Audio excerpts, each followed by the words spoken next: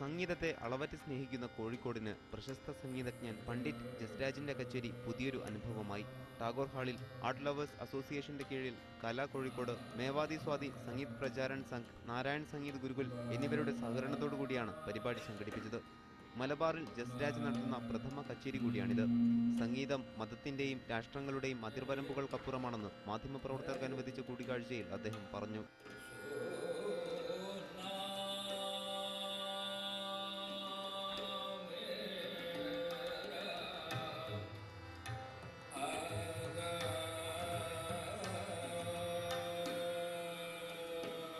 പണ്ഡിറ്റ് തൃപ്തി മുഖർജി, പണ്ഡിറ്റ് രമേശ് നാരായണൻ, പണ്ഡിറ്റ് രതൻ മോഹൻ ശർമ്മ, ആദിത്യ നാരായണൻ ബാനർജി എന്നിവർ ജസ്രാജിനൊപ്പം കച്ചേരിയിൽ പങ്കെടുത്തു.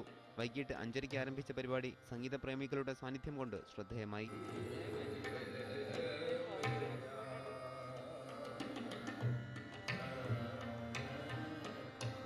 മീഡിയ 1 കോഴിക്കോട്.